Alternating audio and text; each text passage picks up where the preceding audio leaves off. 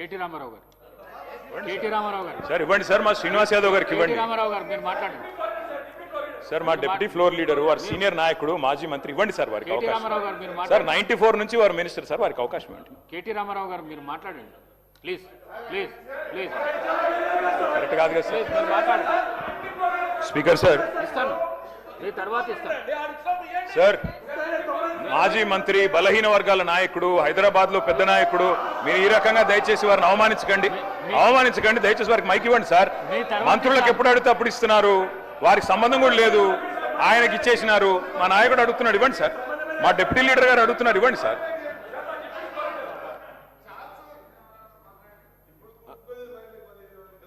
అధ్యక్ష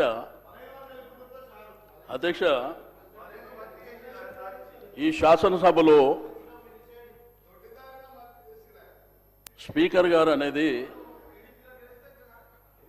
ఒక పార్టీకి సంబంధించి కాదు అధ్యక్ష, మా అందరికీ స్పీకర్ మీరు. అందుకే మీకు మైక్ ఇచ్చాను. నేను చెప్పాను తినండి సార్, నేను చెప్పినాక మాట్లాడండి.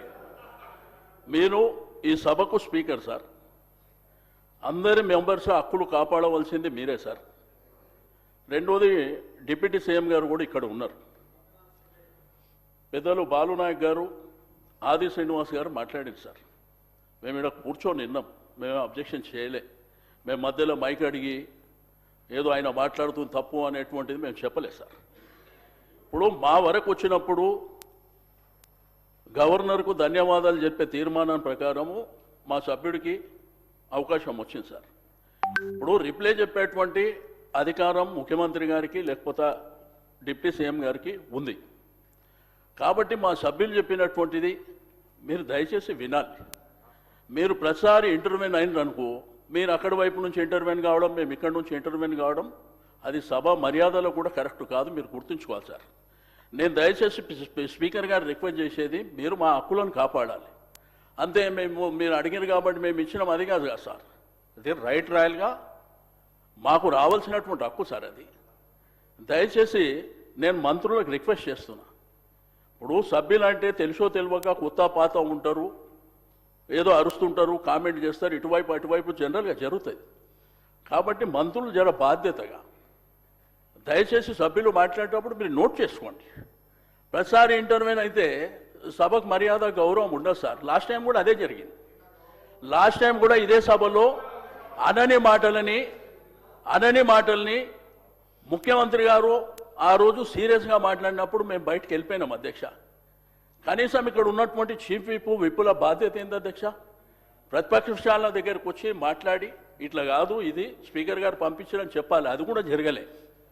కాబట్టి నేను దయచేసి మీకు రిక్వెస్ట్ చేసేది, మీరు మా హక్కులను కాపాడాలి.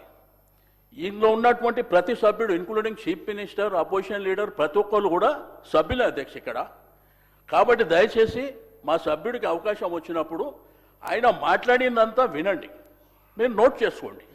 తర్వాత మీరు రేపు ఎట్లయినా రిప్లై ఇవ్వాలి కదా, అప్పుడు ఇవ్వండి. అంతేగాని వాళ్ళు ఇంటర్వ్యూన్ అయ్యి మేము ఇంటర్వ్యూన్ అయ్యి సభ గౌరవానికి కూడా మర్యాద కాదు అధ్యక్ష. ఇప్పుడు ఇద్దరు సభ్యులు అనేక విషయాలు మాట్లాడినప్పుడు దాంట్లో కొన్ని వాస్తవాలు ఉన్నాయి, చాలా అవాస్తవాలు ఉన్నాయి. అయినప్పటికీ మేము విన్నాం ఇక్కడ. కాబట్టి దయచేసి మీకు రిక్వెస్ట్ చేస్తున్నా, సభ సజావుగా జరగాలంటే సభ్యునికి అవకాశం ఇచ్చినప్పుడు మీరు ఎవరు వాళ్ళు ఇంటర్వ్యూన్ కాకుండా నోట్ చేసుకోమని చెప్పండి, రిప్లైలో చెప్పుకోమని చెప్పండి. మేము చెప్పింది తప్పు, మీరు చెప్పింది రైట్ అంటే అల్టిమేట్గా ప్రజలు చూస్తున్నారు. కాబట్టి తప్పకుండా నేను దయచేసి మీరు రిక్వెస్ట్ చేస్తున్నా, మీరు ఇక మీదట ఎవరికి మధ్యలో అవకాశం ఇవ్వకుండా సభ్యుడికి అవకాశం ఇచ్చారు, వారు మాట్లాడతారు. కేటీఆర్ గారు మాట్లాడిన తర్వాత వాళ్ళు నోట్ చేసుకోమని రిప్లైలా ఇంకా ఏం చెప్పాలనుకుంటారో చెప్పండి. ఇదే మా యొక్క అబ్జెక్షన్ అధ్యక్ష. గౌరవ కేటీఆర్ గారు మీరు ఇంతకుముందు ఒక పాంప్లెంట్ చూపిస్తూ ప్రతి కుటుంబానికి 2.5 లక్షలు ఇస్తామన్నారు. 7 ఆ 2.5 లక్షలు అని అడిగినారు. అవును సార్, అది నాకు కూడా అర్థం కాలేదు. మా డిప్యూటీ సీఎం గారు చెప్తాను, తప్పకుండా ప్లీజ్ మీరు చెప్పండి, దాని జవాబు చెప్పండి. 2.5 లక్షలు